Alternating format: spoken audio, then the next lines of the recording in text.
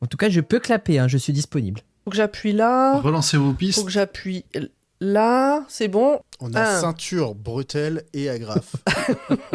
Couche culotte. 1, 2, 3. Are you a doctor, Ryan? No. Shame. I'm looking for a doctor.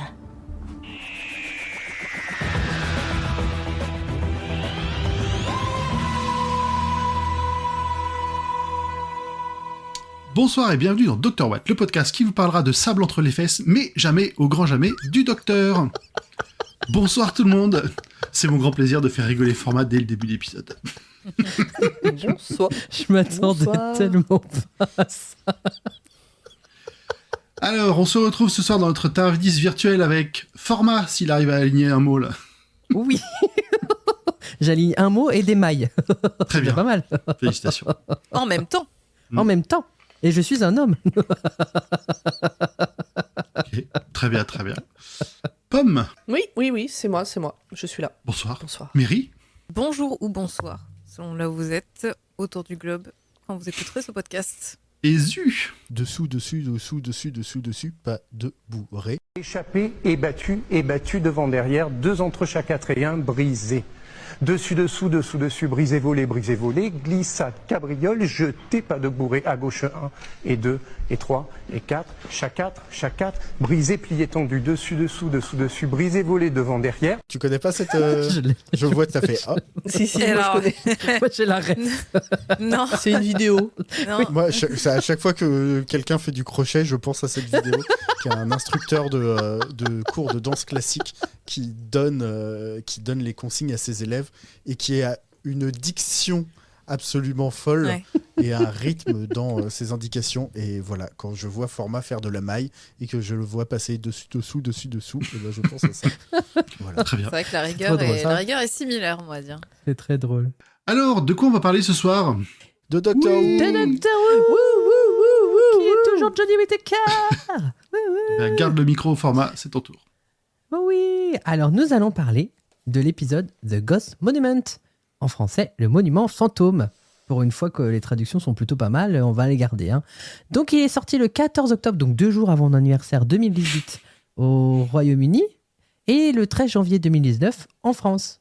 Et je rappelle toujours que les dates de diffusion sont de plus en plus rapprochées et que le petit clin d'œil, c'est que les épisodes en France sont sortis en VOSTFR normalement 3 jours après la diffusion aux États-Unis à la base sur France 4. L'autre aussi était sorti le 13 janvier. Les 2 épisodes sont sortis le même jour. Oui, en France, oui. Ok. Je rappelle que le 13 janvier, c'est la veille de mon anniversaire. Oh. En fait, en France, en VF, ils ont diffusé les 2 épisodes d'affilée, mais ils avaient diffusé aussi 3 jours après la diffusion au Royaume-Uni une version VOSTFR sur France 4. En fait, France 4, il a fait 2 diffusions de Doctor Who saison 10 et 11, il me semble, à l'époque. C'est cool. Il a été réalisé par Marc Tenderet, c'est scénarisé par Monsieur Chibnall. Nous avons toujours Jodie Whittaker dans mon cœur en tant que docteur. Et dans les compagnons, nous avons Mandip Gill qui incarne le rôle de Yasmin Khan, Bradley Walsh dans le rôle de Graham O'Brien et Tosin Cole dans le rôle de Ryan Sinclair. Et de quoi parle l'épisode ? Le docteur... j'ai cru que ça allait commencer par une mauvaise blague, mais le docteur et ses compagnons, ses nouveaux compagnons, se retrouvent dans l'espace et il y a un taxi qui les rameute sur une nouvelle planète. Très bien. Ça va très bien. Voilà. Bon résumé. Et il se passe des trucs de Doctor Who très compliqués.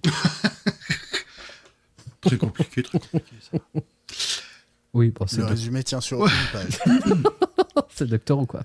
Alors, qu'avez-vous pensé de cet épisode de Pomme ? J'ai écrit. Ok. Avis général de quoi ? Alors attendez, parce que c'est un peu moins lisible que la C'est semaine ton nouveau dernière. gimmick.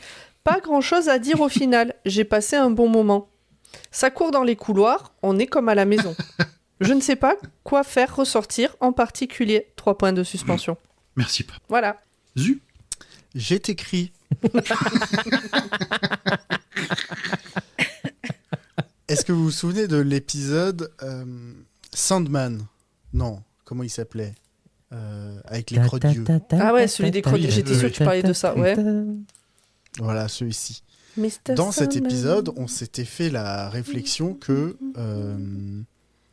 il y avait tous les ingrédients pour faire un bon épisode, voire un très bon épisode, et pourtant, C'était la merde.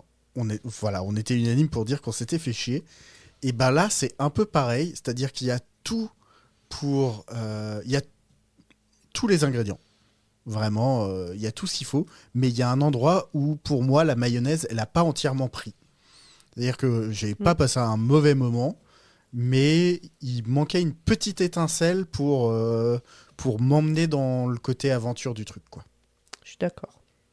Ouais, je vois. Mary. Ben, moi, j'ai eu à peu près le même avis en fait que mes deux camarades, à savoir, j'ai trouvé que c'était un épisode convenu.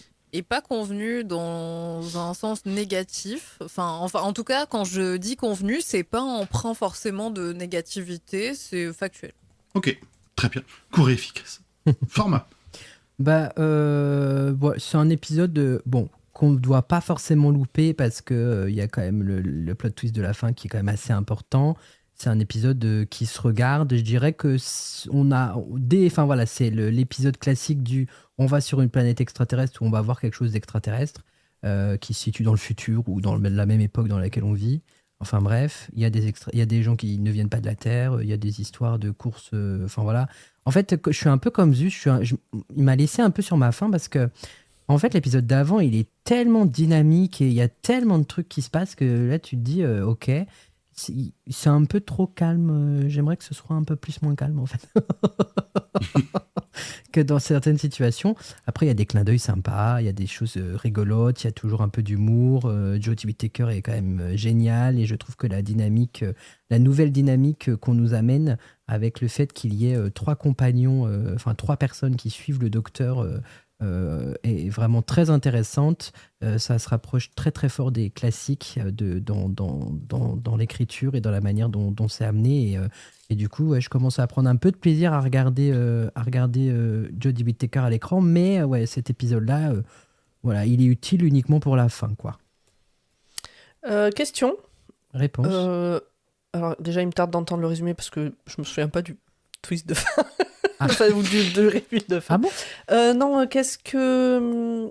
Tu t'es repris, tu as dit compagnon, et tu as dit enfin trois personnes qui le suivent. Parce qu'en fait, là, on ne sait pas que ça va devenir ses compagnons récurrents, même si nous, on le sait, parce qu'on suit Doctor Who. Ok. Mais, c'est par rapport à ça, ok. Mais parce que du coup, là, ils sont arrivés par hasard. Enfin, je veux dire, ils n'auraient jamais dû se téléporter dans l'espace, ils n'auraient jamais dû être là, etc. Donc, en fait, pour l'instant, nous, en tant que téléspectateurs, on sait que ça va être les compagnons, mais dans l'histoire, ça se trouve, il y en a 2 qui vont partir et un seul qui va rester, quoi. On ne sait pas jusqu'où ça va nous amener, en fait, tout simplement. Ok, d'accord. Voilà.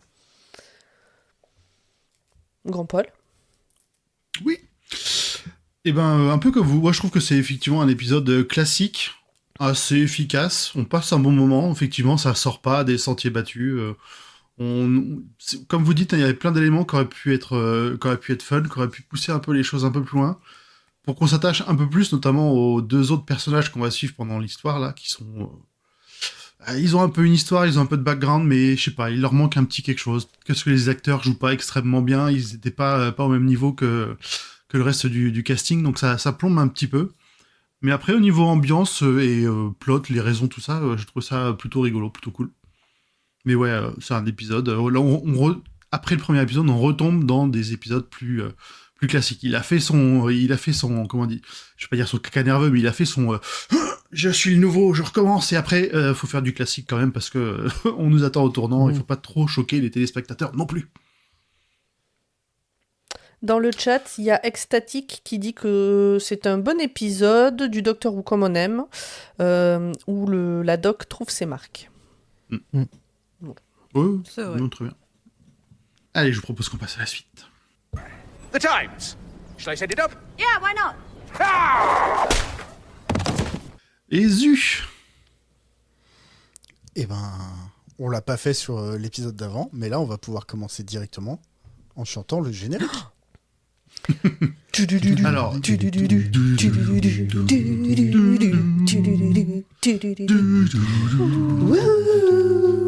on chante 3 génériques différents.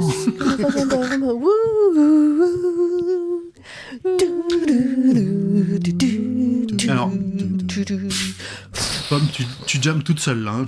Ouais, je m'ambiance. Non, avec un peu de moi derrière sur les basses. Sur Oui, on a ce oublié générique, d'expliquer. nouveau générique, pas sur le visuel mais sur le son, vous trouvez Oui. pas qu'il, même dans les tons, il est très dark, il est très bas, c'est plein Ouais. de graves, c'est. Moi, je l'aime beaucoup. Je l'aime beaucoup aussi, mais tu sens un changement d'ambiance par rapport au générique des saisons précédentes, qui était un peu plus, je vais pas dire enjoué, mais qui était un peu avec des sons plus clairs, qui te donnaient. Enfin là, t'as l'impression que tu vas rentrer dans Dépression 500. C'est très classique en fait. Ouais, mais je le préfère. En fait, je me suis rendu compte que je préférais. Mais dès la première écoute, je me suis plus sentie, je sais pas comment dire, à l'aise avec ce générique qu'avec le précédent. Celui-là, j'ai envie de l'écouter. Le précédent, j'avais envie de le zapper. Ok. Il est Mais, très c'est dans mon le côté visuel peut-être, dark, et dans l'audio très classique. Très premier Docteur. Surtout dans le visuel. Il y a vraiment un vrai écho au générique du premier Docteur. Je vous conseille d'aller voir sur YouTube et vous allez dire « Ah ouais, ils ont pompé hein. » Mais oui, ils ont pompé. Hein. Est-ce pas qu'il faut qu'on le pompage, dise c'est un avec hommage. cette intonation ou pas?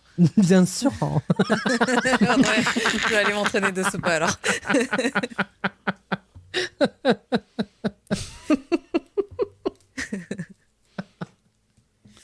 Ouais, je me souviens pas, oui, il m'a pas marqué. En fait, maintenant, je vois parler du générique et je me sens mal parce que je me dis, mince, je sais pas, il m'a pas semblé avoir particulièrement être caractérisé. Faudra que je le réécoute. On s'en reparle à l'épisode 3, me concernant. Avec Très bien. plaisir. C'est noté. Donc, c'est la mouise. Toute la mif flotte dans l'espace. Ça commence à cailler. Heureusement, une paire de vaisseaux les récupère. Ryan et Graham d'un côté, Yaz et Ladok de l'autre. Et au final, d'ailleurs, pardon, je sais, je déroge déjà la règle, mais je tiens à dire que vous disiez, oui, Moffat, il fait revivre ses personnages et tout. Là, ils auraient carrément dû mourir quand même. Hein. Ils sont restés assez longtemps pour être tout froid et... Oui, mais Voilà. ils ne sont pas morts, donc pas ressuscités. Ouais, mais Voilà. bon, voilà. La ligne est fine quand même. Et oui. Mais c'est Doctor Who.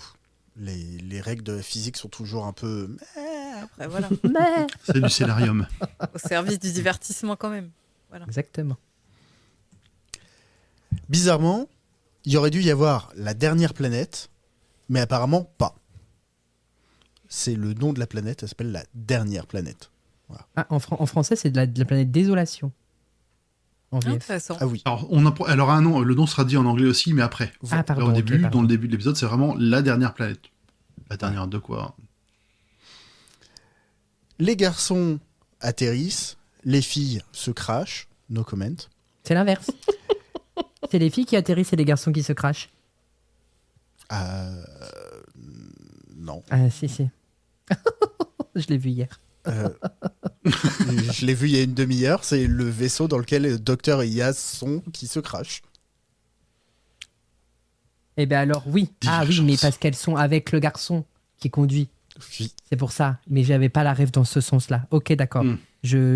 Ok. C'est bon, oui. Les persos qui nous intéressent, féminins, se crachent. Ok. Le docteur et Yaz Et se d'ailleurs- crachent, mais pas les mecs. Ok, j'ai compris. C'est le moment de vous présenter les persos qui ne nous intéressent pas. Les persos secondaires de cet épisode. Tout à fait. Dans le coin supérieur droit, nous avons la carotte d'Albar, la survivante d'Estanza, Angston. Dans le coin inférieur gauche, nous avons le Hannibal Smith de l'équipe Z, la partie la moins cérébrale du Cerebos, Ebzo.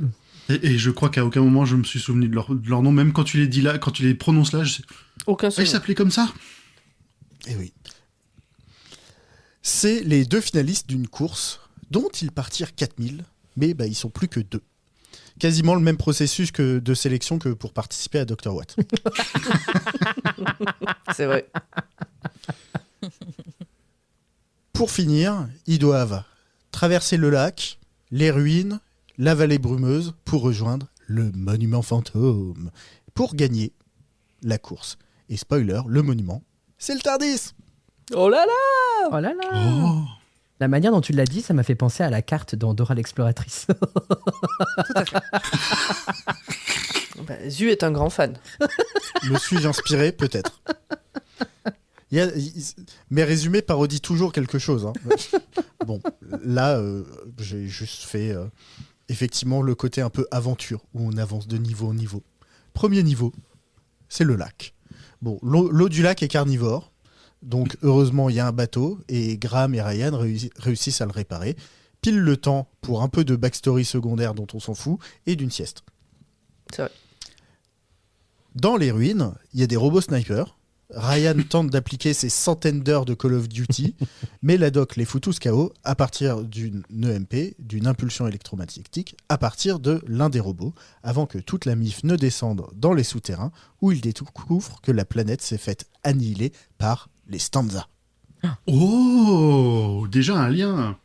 Pas mal. Moi, je m'y attendais pas. Je m'attendais pas à ce que le Stanza en entende parler aussi. Moi non plus. Moi, j'avais pas fait le lien. En vrai, on s'en fout. Ouais, mais c'est un clin d'œil à l'épisode d'avant, donc c'est. Oui, t'as bien quand sûr, même, mais je veux dire, de pas l'avoir capté, ça change pas non, ça change pas le l'épisode, plot. quoi. Non. Ça change pas le Non, plot, non. c'est sûr. Il fait nuit, et maintenant, en plus des robots, il y a des torchons volants qui veulent les tuer. Je Heureusement. les lavais régulièrement, hein, sinon ça Alors, en prend. plus, ils sont vraiment dégueulasses. Heureusement, les souterrains les mènent à la dernière étape du voyage, la vallée brumeuse. Là, les torchons les attaquent et parlent avec la docteure pour gagner du temps et mentionnent le Timeless Child, l'enfant intemporel que la docteure ne sait pas ce que c'est, mais eux savent car ils savent plus de choses que nous. Pendant ce temps, tout le monde est en train de creuser dans le sable avec ses pieds, s'allonge par terre et en fait, la brume c'était du gaz et le cigare d'Epso, il fait tout péter. Tout le monde arrive sur la ligne d'arrivée pour gagner ensemble, et les persos secondaires se téléportent, laissant la MIF là où devrait être le Tardis. Et ça tombe bien, le Tardis arrive. Tardis qui a fait peau neuve, prêt à partir vers de nouvelles aventures. Fin. Très bon résumé. Efficace. Très. Je l'aurais J'avoue fait que- 8 fois plus long et ça aurait été dommage. Pareil. On se connaît, Pomme.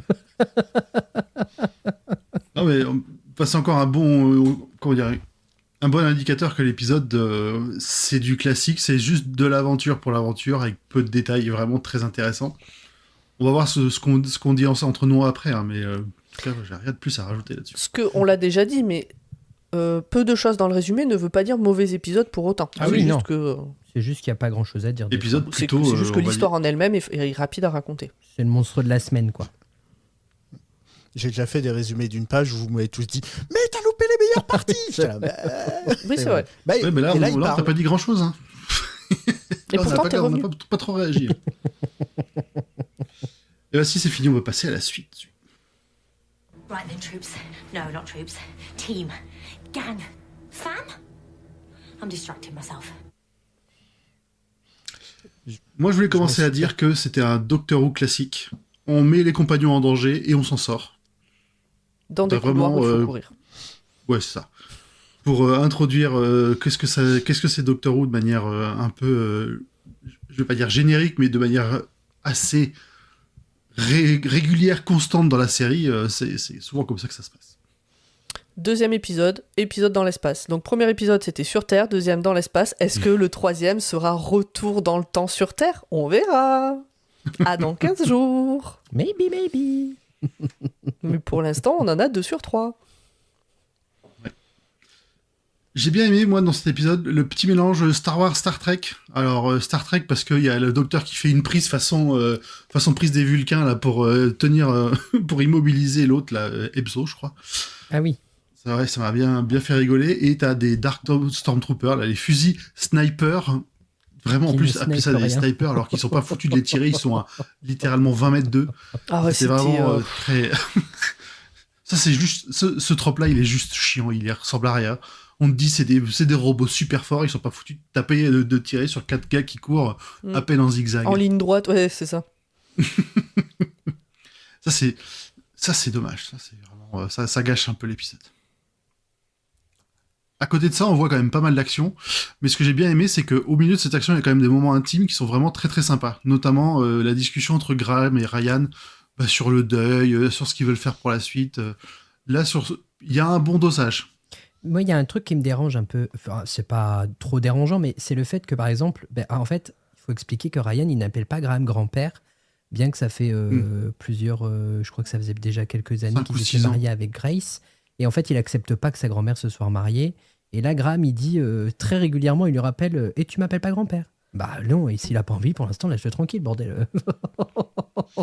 Alors Ouais, mais après, ça va autant pour les insécurités de Graham que Bien pour sûr. Ryan. Bien et- sûr, mais même avant que Grace soit décédée, il disait tu pourrais m'appeler grand-père, ou tu vois... moi, tu vois, ça fait partie des trucs où, même pour le truc de la vie de tous les jours, que je comprends pas, cette demande d'appellation. Oui, moi non plus. hein. Enfin, il a déjà eu un grand-père, il peut très bien adorer cette personne sans l'appeler grand-père. Mm. Enfin, Oui. je sais pas, moi j'essaie de me mettre dans le truc. Il y a une personne que j'ai appelée papy, il y aura pas 2 personnes que j'appellerai papy, c'est hors de question. Enfin, tu vois ce que je veux dire, c'est... Mais c'est pour ça que ça m'a je trouve- dérangé, moi. Ouais, alors après c'est peut-être anglo-saxon, c'est peut-être, tu vois, mais je sais pas. Juste l'insistance sur juste ce mot-là, je le comprends pas. Moi Pour non moi, plus. c'est pas tant la forme plus que le. Enfin, c'est pas tant la forme, mais plus le fond. J'ai l'impression que. Enfin, moi, je l'ai pris en tout cas comme une manière un peu maladroite de dire, mais en fait, tu me donnes pas la place que j'aimerais avoir, quoi. Hmm. Oui, bien Voilà. sûr, mais c'est la manière du coup dont c'est amené Ouais. Non, mais je comprends. qui me donne. Moi, C'est ça me donne envie de maladroit. soutenir Ryan en fait et de lui dire mais ferme ta gueule. Ah, mais moi, Mais 100%. Fous-lui la paix quoi. Je trouve que justement, c'est intéressant de voir que bah, ils ont des.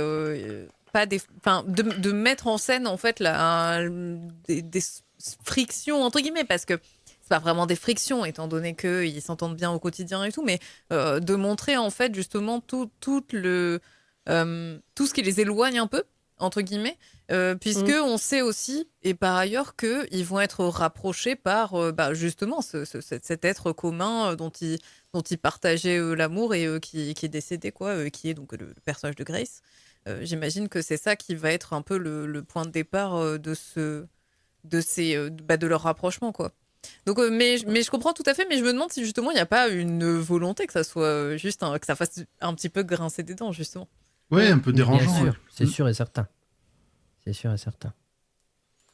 Et je suis d'accord avec vous, si Ryan n'a pas envie de l'appeler papy, ben c'est pas grave. Après, c'est que de la sémantique et c'est Mais oui, exactement. faut le exactement. décorréler du relationnel des fois. Voilà.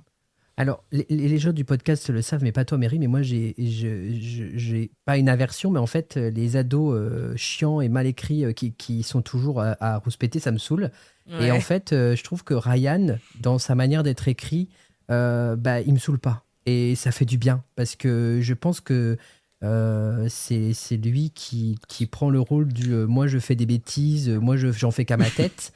Et en fait, ben, ça me saoule pas comme ça m'avait saoulé avec Courtney en saison 9, quoi, ou en saison 8, je sais plus. Ouais, mais c'est pas un ado non plus, Ryan. C'est hein. pas un ado, Ouais. Ryan. Il est jeune, mais c'est pas un ado. hein. Ouais, mais il a des réactions quand même qui pourraient Oui, faire oui, tu penser sens que- qui pourraient faire penser à ça. En fait, moi, il me fait penser à Adric dans les classiques, qui justement fait un peu n'importe quoi et que le docteur n'arrête pas de casser, mais genre casser, le docteur est vraiment très méchant avec lui.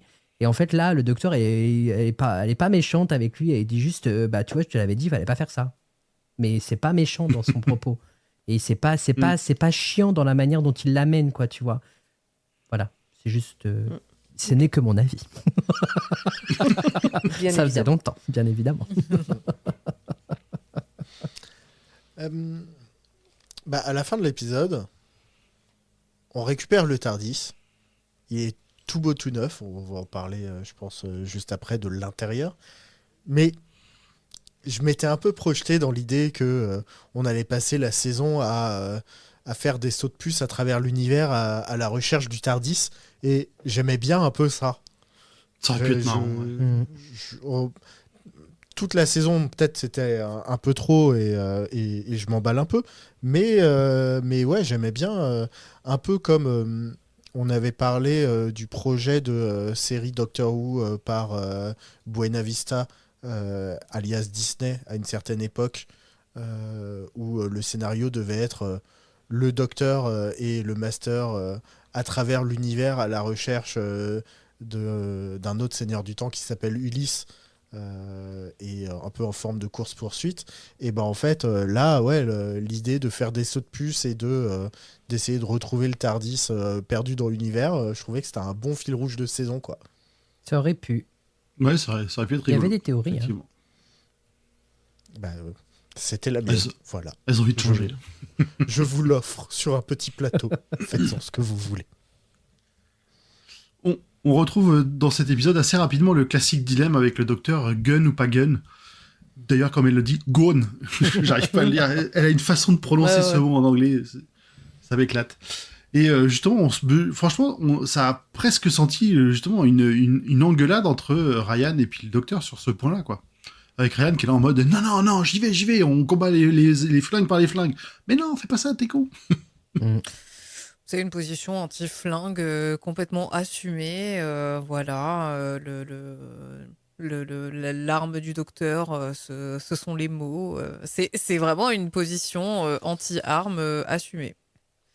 Que je trouve cool. Alors, ouais, le docteur, il n'utilise pas que des mots. Il y a beaucoup de morts quand même à cause de lui. Non, mais c'est ce qu'elle lui répond. Elle lui dit, il faut que tu utilises ton intelligence, etc. C'est pour ça que je disais ça, mais ouais. Voilà, c'est de l'abus de langage. Arme à feu, c'est vrai. Par contre, il y a de la destruction massive quand même régulièrement par d'autres moyens que des armes à feu. Oh oui. Ouais, moi, ça m'a déconcentré leur affaire parce que quand ils se faisaient canarder, ils arrêtaient pas de parler. Concentrez-vous 2 secondes. Bon, ils se faisaient canarder par des snipers d'élite qui savent pas viser, certes. Mais bon, voilà. C'est vrai que maintenant que puisque tu le soulignes, je l'ai mis dans un de mes points plus loin, mais j'ai pas aimé le montage de l'épisode que j'ai trouvé très abrupt et un peu maladroit, et notamment, justement, le fait qu'ils discutent pendant qu'ils sont en train de se faire canarder, ça a pas de sens en fait. Voilà, Non. c'est trop bizarre. Ben moi, dans cette scène-là, il y a un moment que j'aime beaucoup, mais comme Grand Poil en parle dans son moment choisi, je vais pas le dire maintenant, quoi. Oh, ça c'est gentil. Oh, tu peux. Bah ouais. Ben non. Tu peux y aller, hein, Parce que j'ai regardé quand même s'il avait été choisi et je me suis dit, je vais pas gâcher ton moment fétiche quand même. Ok, très bien, merci. Si je continue, vraiment alors je vais reprendre ton terme, les torchons vivants là qui mentionnent Pépère, un truc qui ressemble à un fil rouge avec le Timeless Child. C'est Retenez. Notez-le dans votre petit carnet. C'est dans les plans, moi je trouve que c'est bien, mais je trouve que c'est gros sabot ce truc. Oui, non, c'est tout. Tiens, on te lance un truc et puis tu te démerdes. Et puis le docteur en face qui comprend rien. Enfin, je trouve que c'est un peu random de la part de ces créatures qui sont sur une planète n'importe où qui possèdent cette information-là. Mais en fait, ces torchons-là, ils ont l'air de rentrer ou de pénétrer dans la tête des gens ou de se connaître leur passé parce qu'ils parlent du passé des deux personnes dont j'ai déjà oublié les prénoms qui ne servent à rien. Ils parlent du docteur, de son passé. Ils parlent pas de l'avenir, ils parlent que du passé. Hein. Ah, ok.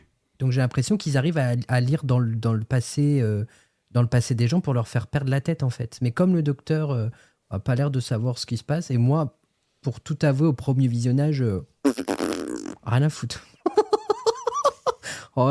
C'est Doctor Who, ça a dû se produire, mais c'est pas passé à l'écran, c'est ok. C'est vrai que...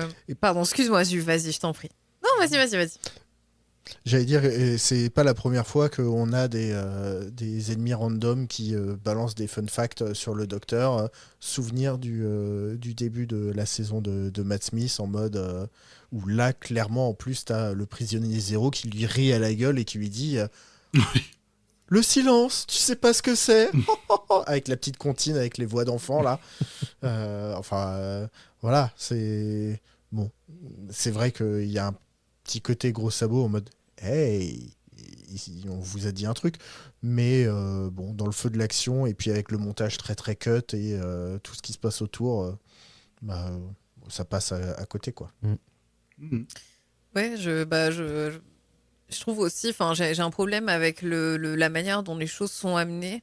On en a parlé un peu avant, mais c'est vrai que j'ai l'impression que ça va s'étendre en fait à tout ce qui est raconté dans l'épisode. On nous bait un peu de toutes les manières, mais ça reste très superficiel en fait. Donc s'il y a un suivi de ce qui s'est raconté dans ce deuxième épisode à un moment donné dans la saison, ce sera bien. Mais s'il y en a pas, ce sera très dommage. Parce qu'au final, y a plein de choses intéressantes qui sont dites, mais tout reste très très en surface. Tu voulais dire quoi, Zu, quand t'auras fini de bailler? Pardon, il est tard. Je suis Oh fatigué. non, papy. Oh, pardon. Moi, je commence à bien mais je l'aimer, prends, Mary, en fait. Pardonnez-moi. Non, mais tu sais, dans tous les nouveaux compagnons, putain, je l'ai pas écrit, mais dans tous les nouveaux compagnons, celui auquel je m'identifie le plus, c'est Graham. C'est parce que je pense que. Vous avez le même horaire de coucher, je comprends.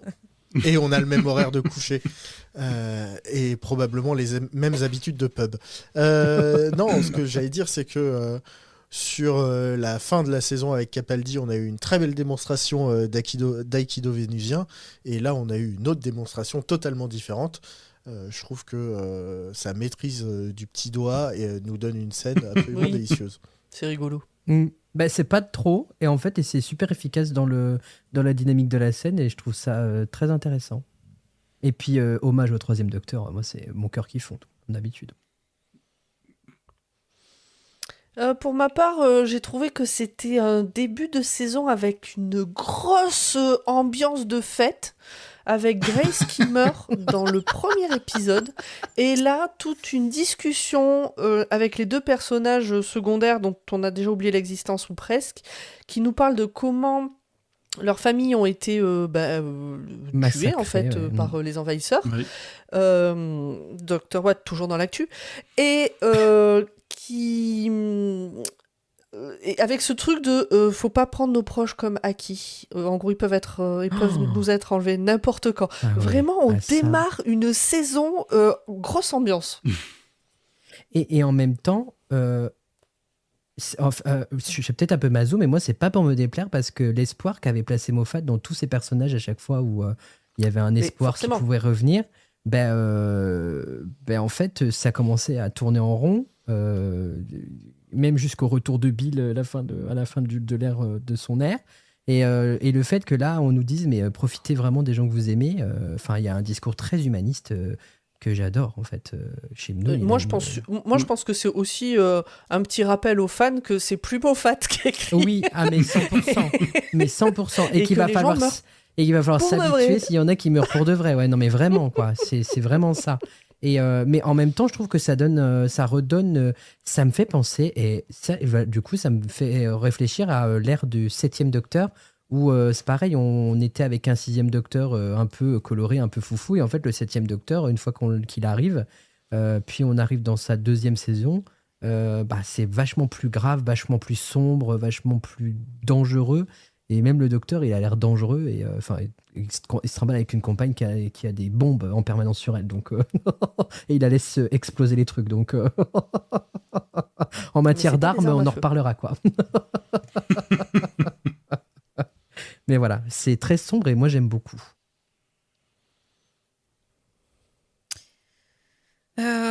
Du coup, oui, moi j'ai fait un résumé de tous les points. Voilà, je les ai pas. Mais globalement, vas-y, on réagira. Ce que je retiens de l'épisode, voilà, comme je disais, c'était que c'était un épisode un peu convenu dans le sens où c'est du Doctor Who comme on s'attend à en voir.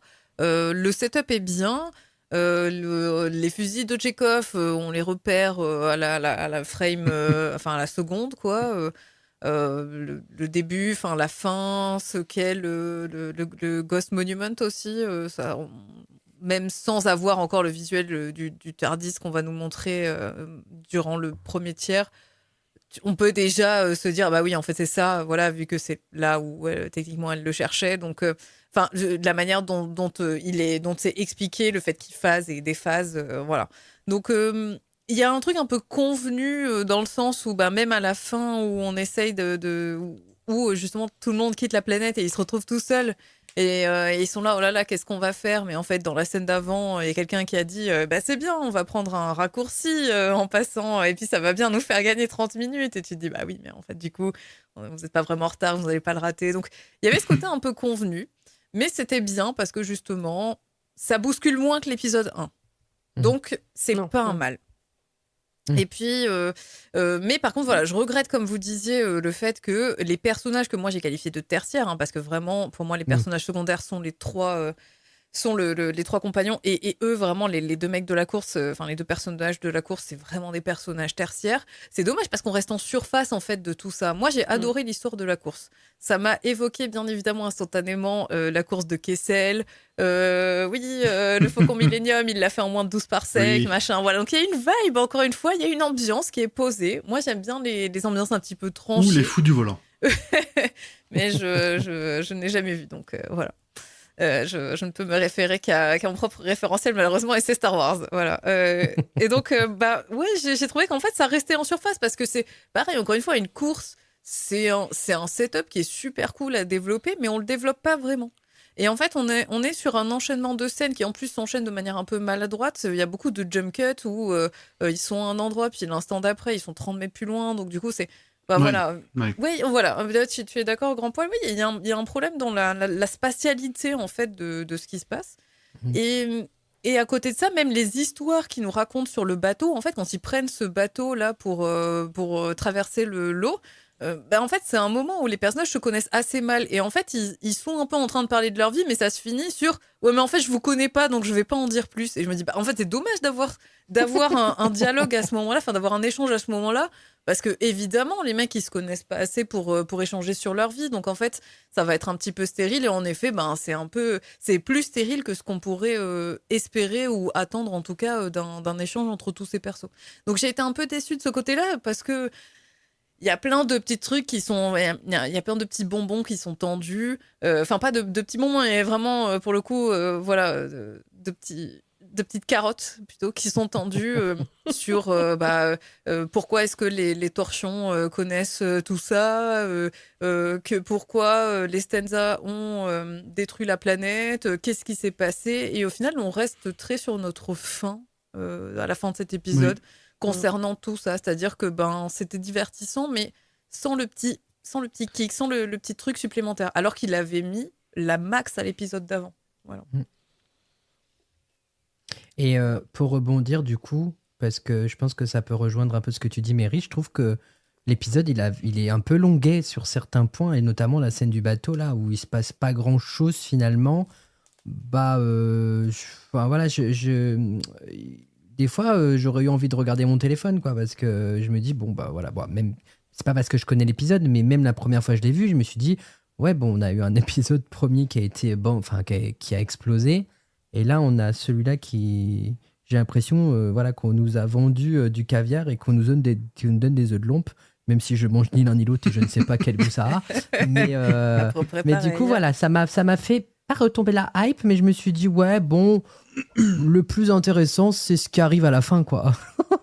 Il n'est pas à la hauteur de sa promesse. C'est ça le problème que j'ai avec ce pitch, c'est qu'il n'est pas à la hauteur de sa promesse. Si tu promets une course où il en reste qu'un à la fin, tu t'attends à quelque chose d'un peu plus, je sais pas, un peu plus létal, un peu plus mortel, un peu plus dynamique. Un peu plus rythmé, quoi. Ouais, ils auraient trouvé plus d'épreuves plutôt que juste ces 3 derniers sur la planète. Exactement. Histoire de vraiment nous donner envie de vivre un peu cette course. Un peu exactement. Plus, mais exactement. Et le chat est d'accord. Recommandation. Car, alors, en l'occurrence, c'est pas une course au début. Mais je spoil un peu le bouquin, c'est les 4 livres Hyperion, qui sont un voyage à travers l'espace, et une fois qu'ils arrivent, pour arriver sur une planète désolée, où un avatar d'un dieu mystérieux va exaucer le vœu d'un seul des différents pèlerins. Et donc, une fois sur place, ça va être un peu la course à qui obtiendra son vœu. Ouais. Et donc là, on est un peu sur la dernière phase. En plus, la planète, c'est un désert aussi. C'est un peu désolé, de la même manière. Tout le monde a des passés torturés différents. Donc voilà. Lisez Hyperion, c'est vachement bien. Les 4 tomes, je crois que c'est Hyperion tome 1, Hyperion tome 2, et les Cantiques d'Hyperion, je crois c'est. Les Cantos d'Hyperion, ça c'est le nom de la série. Et après, c'est Hyperion, la chute, et Endymion et l'éveil d'Endymion. Ah oui. Je pense qu'on en a déjà parlé dans un épisode. Oui, il me semble. Ouais, je crois. J'essaie de me souvenir c'est quoi le nom de l'espèce de monstre là qui faisait justement de l'avatar là. Il a un nom. C'est l'avatar de la douleur, c'est le Gritch ou un truc comme Ah, ça. le Gritch, ouais, un truc comme ça. C'est celui qui vole les cadeaux à Noël?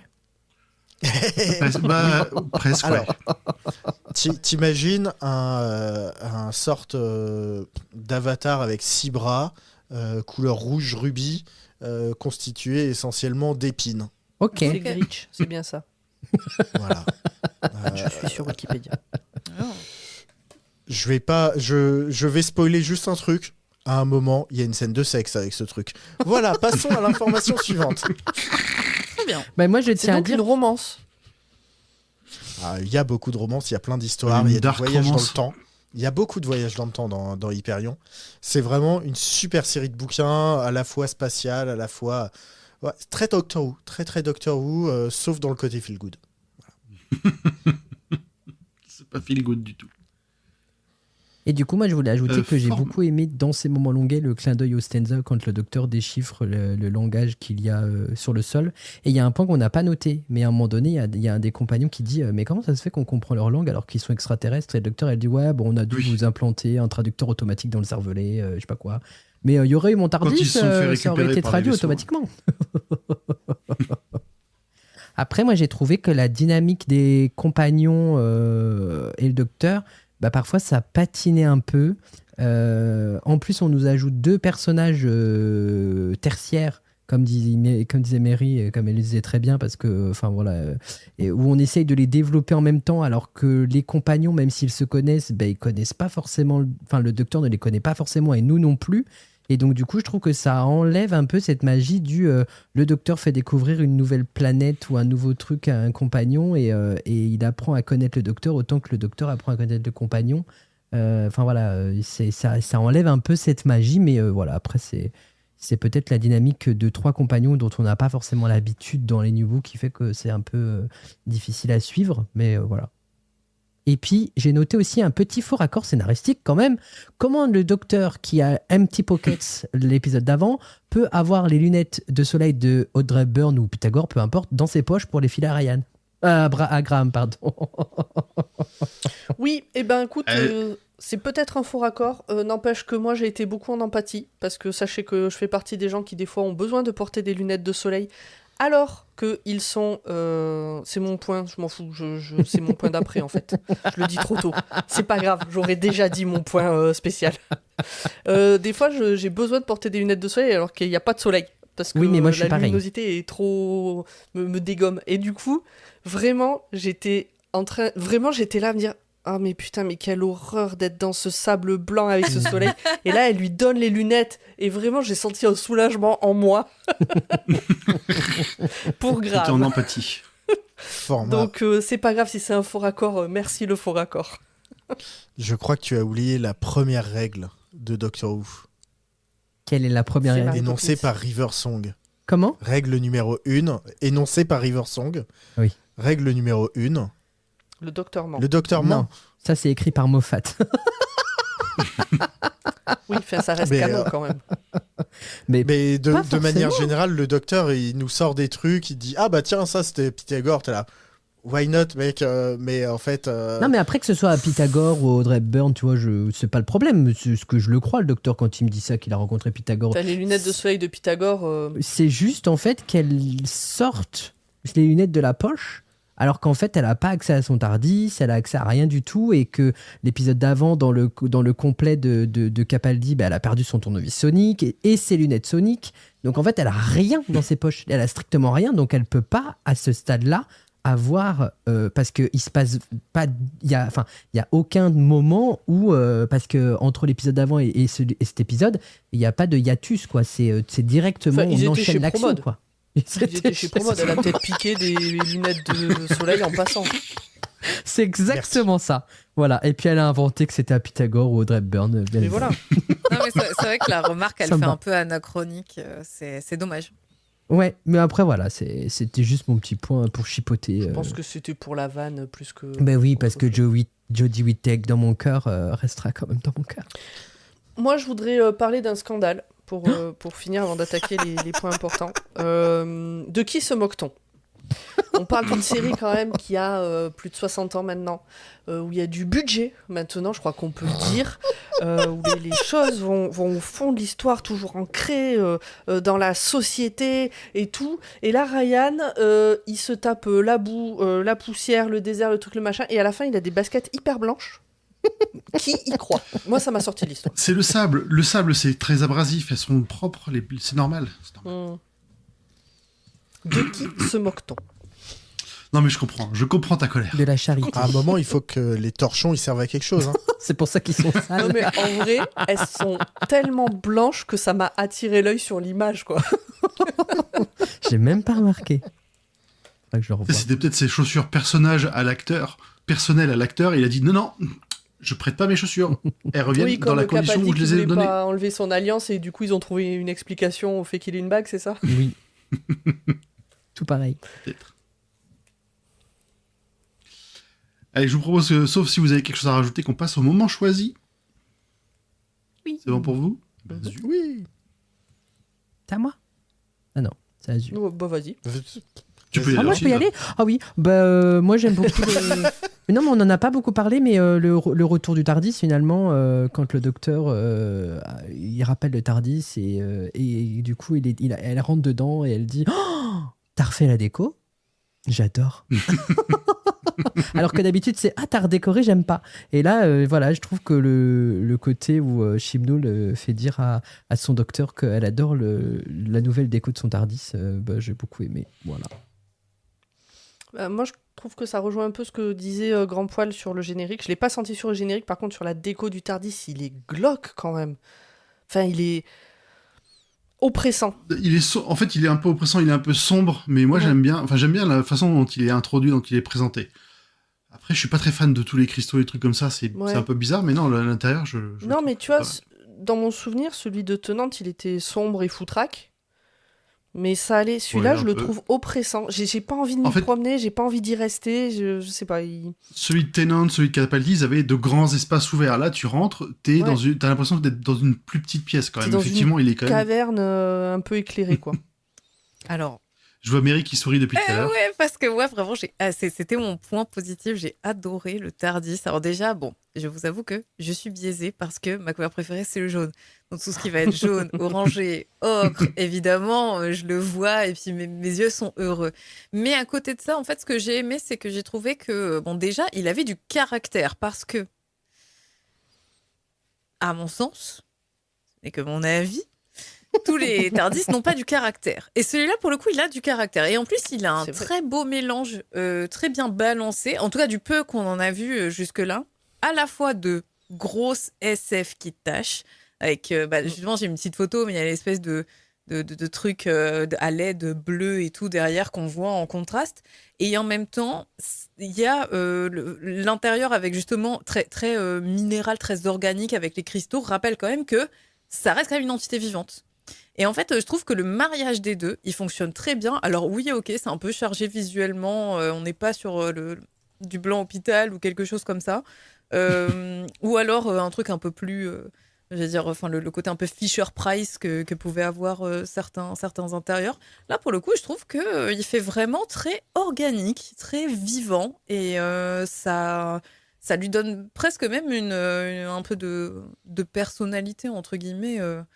Sachant que voilà, on sait que, enfin, on a déjà eu des incarnations même physiques du Tardis, donc voilà, ce n'est pas le reflet de sa personnalité à proprement parler, mais ça lui confère du cachet, quoi. Voilà, ça lui confère voilà. Enfin, en tout cas, moi j'ai beaucoup aimé. Je l'ai pas trouvé glauque et je l'ai pas trouvé bizarre ni. Alors, c'était peut-être pas le bon terme. En fait, j'ai pas d'avis sur est-ce que je l'aime ou pas. Par contre, comment dire, j'ai pas d'avis esthétique.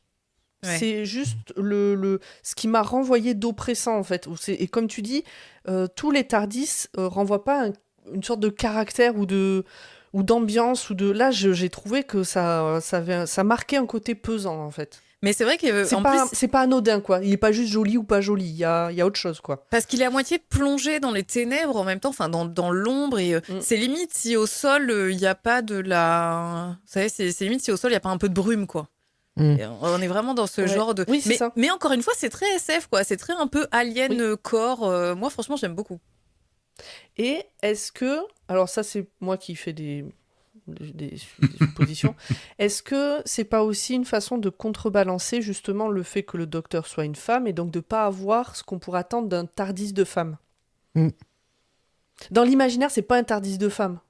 Enfin, moi, si tu me présentes ça sans me présenter le docteur, je l'imagine un peu homme des cavernes, quoi, avec, je sais pas, une barbe mal habillée, mal rasée. Je sais pas, j'exagère exprès. Le truc. Mais du coup, je me suis posé la question, tu vois, de la même manière que elle fabrique son propre tournevis sonique, tu vois, elle bricole, elle machin, est-ce que c'est, à un moment donné, il a pas fait exprès de contrebalancer par rapport à ce qui pourrait être attendu du docteur femme? Bon, c'est ça, par contre, j'ai pas de réponse, c'est mes questions. Ouais, voilà. c'est rhétorique. Est-ce que, s'il a mis une virgule là, est-ce que ça voulait dire que peut-être... Non, mais après, c'est vrai que la question mérite d'être posée. Moi, je trouve qu'il a une ambiance qui est pas forcément genrée ou qui appelle pas forcément, qui laisse pas forcément entendre que ça puisse contrebalancer ça ou quoi. Le fait que ça soit jaune et tout, on peut se demander, voilà, est-ce que c'est parce que ça fait très longtemps, ça fait très longtemps, ça fait longtemps que le truc a atterri là, sur cette planète désertique, etc. Et donc tout est jaune et du coup, il est empreint un peu de ce lieu-là, je sais pas, mais en tout cas, c'est sûr qu'il a beaucoup de caractère. Il a beaucoup de caractère. Il n'est pas juste esthétique. Ouais, exactement. Alors, c'est très juste ce que tu dis, Mary, parce qu'en fait, le docteur, quand elle fabrique son tournevis sonique, elle se sert de la technologie des Stenza. Et donc, du coup, le caillou qu'elle a au bout, c'est technologie Stenza. Et comme cette planète-là, elle a été envahie par les Stenza, et elle a été vraiment massacrée par les Stenza, peut-être que le TARDIS s'est imprégné un peu de cette énergie-là pour se refaire. Et du coup, ça donne une super théorie que tu viens de me donner là, sur le fait que le TARDIS, parce que moi, au début, je disais, mais attends, le TARDIS, il ressemble au tournevis sonique. Non, mais allô. Enfin, je veux dire, c'est... Dans le chat, il y avait exactement le même remarque. Ah ben voilà, du coup, voilà, c'est ça. Alors qu'il n'y a pas de lien entre les deux, logiquement, et ben en fait, là, le lien, c'est le Stenza, je pense. Alors, c'est peut-être moi qui est fabule, mais en plus, moi, ce que je voudrais ajouter, c'est que le TARDIS, il a vraiment une consonance. Et là, on voit que Chibnall a envie de rendre hommage au classique à 100%. C'est quand on rentre dans le TARDIS, on voit 3 côtés de la cabine de police, vous savez, que l'on voit pas dans les autres TARDIS où on voit que les portes. Et en fait, il y a une théorie dans les classiques. J'ai bien aimé ça. Il y a une théorie dans les classiques qui dit que il y a dans le TARDIS à l'habitude à 2 portes, c'est-à-dire qu'il y a la première porte qui fait un bruit qui s'ouvre. Et il y a la deuxième porte en bois où là, on sort. Et en fait, dans cette image-là, Chibnall rend hommage à ça. Et en plus, la console, elle est très ronde. Et ça rappelle en fait la rondeur de la console qui avait la Rani dans les classiques. Et voilà. Et je trouve ça génial. J'aime beaucoup le moment où elle s'approche et pas un peu honteuse, mais un peu à demi-mot, elle lui dit j'ai pas la clé. Et finalement, il ouvre quand même la porte. Vraiment, ce moment, c'est out of nowhere, mais je l'ai trouvé vraiment trop mignon, quoi. Voilà. Ah oui, c'est vrai. Oh là là, pardon. Allez. Zu. L'aïkido, hein, j'ai kiffé tout à l'heure, je kiffe encore, vraiment. Mais ce que j'adore, en fait, c'est le côté... absolument non létal, temporaire et instantané. C'est le petit doigt, et puis basta. Ouais. Si je peux me permettre de donner un gros moins quand même, c'est la résolution avec l'histoire de l'atmosphère qui s'embrase, là. Qui s'embrase et qui s'arrête à 3 cm des protagonistes. Oui. Je suis dit, voilà. Être cramé. Non mais voilà, il y a un côté ils ont plus de sourcils. Voilà, il y a un côté de moi qui a pas pu s'empêcher de dire quand même, un peu de précision, que diable. On peut pas faire un épisode 1 chirurgical et un épisode 2 où 30 mètres les gens sont là et quand même ça sent beaucoup le soufre ou je sais plus quel gaz et puis Ça après dire sent on t'inquiète pas, ne vous inquiétez pas, ça va s'arrêter, c'est comme Tchernobyl, ça va contourner le voilà.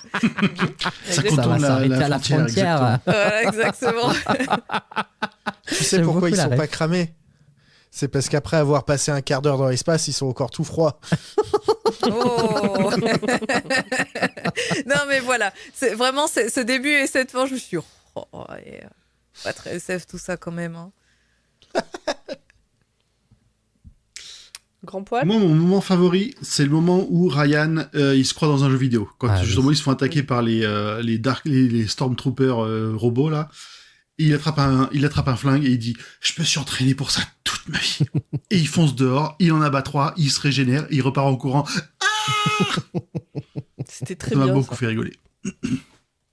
Et là encore, Ce tu vois, qui pourrait tout à fait être ma réaction si jamais je me retrouvais dans cette situation. je trouve que ça rejoint un peu le coup du tuto YouTube pour la grue. Oui. Tu vois, c'est le côté très. Ouais. Lui, il joue à Counter-Strike et là, il s'y croit, machin. Et ben, c'est pas ça la vraie, entre guillemets, vie. Tu vois, c'est pas. Ouais. J'adore. Dans 2 épisodes, il nous dit vous inquiétez pas, je vais le poser cet avion. Ouais. Ouais, c'est ça. J'ai fait Airplane de Simulator. Bon, et moi, mon point, c'était les lunettes de soleil de Graham dans le désert. Voilà. Très bien. Eh ben, merci tout le monde. On passe à la suite. I'm the one in charge here. What are you gonna do? Call the Interma station. What are you gonna tell them? The facts. Et c'est le moment des détails que vous avez probablement loupé si c'est la première fois que vous voyez l'épisode, mais pas nous. Pomme. Et surtout, pas moi. Ah bah oui. Le saviez-vous? Bien qu'il s'agisse de la première histoire du 13e Docteur à présenter le générique, puisqu'on l'avait dit, il y a 15 jours, il n'y avait pas de générique. Là, il y a un générique, donc il y a son nom.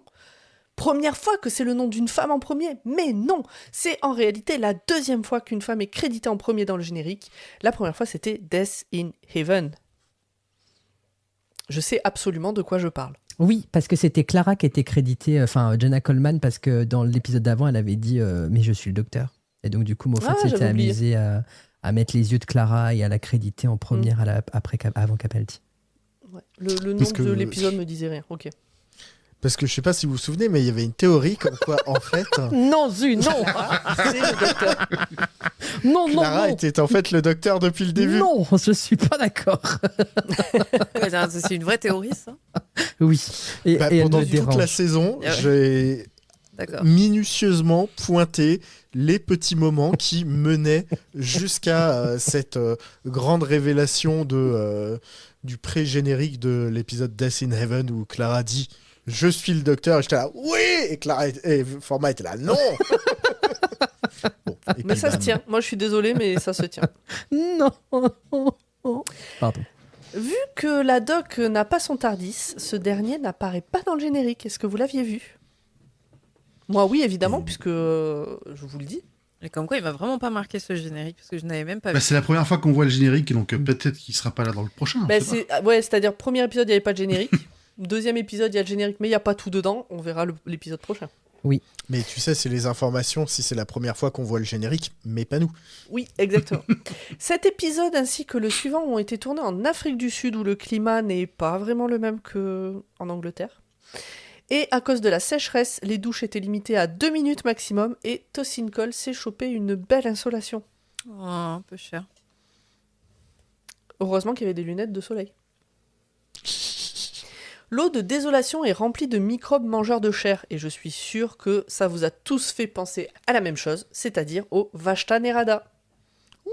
Vous vous souvenez, dans la bibliothèque des ombres, c'est les ombres là qui mangent la chair. Ah. Gna, gna, gna, gna, gna, gna. Ben voilà, pareil. Il reste que des petits squelettes dans des combinaisons. Eh, qui a éteint la Le lumière? Ah là, iconique ce moment. Iconique cette phrase. Ouais. Le panneau téléphonique du TARDIS, qui affichait des textes noirs sur fond blanc, est désormais doté de textes blancs sur fond noir. Révolution, direz-vous. Mais non, parce que c'est une première depuis l'époque de Tom Baker. Donc avant, c'était comme ça. Oui, avec le 4e docteur. Donc c'est ce qu'on disait, on retourne un gros clin d'œil sur les classiques. À la fin, quand la doc découvre le distributeur de biscuits dans le TARDIS, eh ben en fait, Jodie Whittaker a aussi à ce moment-là découvert le distributeur de biscuits. L'équipe lui avait juste demandé quels étaient ses biscuits favoris, donc crème vanille, et bam, voilà, distributeur de Oh, biscuits. Quoi de c'est mieux trop pour inaugurer mignon. un nouveau poste de pilotage et pour souhaiter la bienvenue. C'est un Oh peu là là, le petit-déj, quoi. C'est mignon. Et pour finir, on prend son petit carnet si on l'a pas déjà fait tout à l'heure, et on note, on se rappelle les draps qui parlent, les draps sales qui parlent, très Les exactement, torchons. de l'enfant intemporel, le Timeless Child. On n'en dira pas plus. Après, si vous vous Est-ce souvenez que tu pas l'as des draps noté, qui Mary parlent. Oui, alors Dans ton petit voilà, carnet. vous imaginez que avec le fait que j'ai connaissance de ce qu'on n'a pas encore découvert finalement dans ce podcast, ça m'a directement quand j'ai entendu ça, je me dis ah tiens, ça va être intéressant. Oui, parce que depuis le début, on dit que tu n'as pas vu les épisodes, ce qui est vrai, mais tu sais quand même un peu ce qui se passe par la suite. Très rapidement, oui. En fait, je suis plus au courant de fils rouges qui ont été continués par la suite que de ce qui se passe en substance dans ces saisons-là. Ouais. Tout ça, je découvre. Voilà, j'ai fini. Merci Pam pour toutes ces infos en plus. Ah bah avec plaisir. J'en avais encore d'autres, mais je me suis dit que ça suffisait. Ouais, ça faisait un peu beaucoup. Est-ce que vous avez quelque chose à rajouter ? Autrement, je pense qu'on a fait le tour et qu'on arrive au bout de notre soirée. Oui. J'ai hâte de voir Il l'épisode. est c'était super. 23h30 Et On va c'était faire un creux extrêmement de dos. sympathique. Papy, il va aller dormir. Donc je vous propose que l'on se retrouve dans 15 jours. Oui. Allez. Des Bah, bisous. attends. Ah ben. Ah. Et pardon. Dr. Watt Comment est ça, un non podcast du label Podcut et qu'il faut venir Oui, donner bon, au tout le Patreon. monde le sait, et venez puis sur le Discord, et puis ça va, patati quoi. patata. Ouais, c'est dur Discord, d'être corporate à Instagram, 23h30. Voilà. Des bisous. C'est sympa. Puis voilà. Des bisous. Salut. À bientôt. À bientôt. Allez, ciao tout le monde. Salut. It's a spaceship. And a timeship. Go. Seriously. This is proper. Awesome. I thought maybe you didn't believe me that I'd get you home. I thought you didn't believe yourself for a second back there. Who, me? No. Never doubted. Don't know what you mean. Home then? You can get us there. Really? Start believing.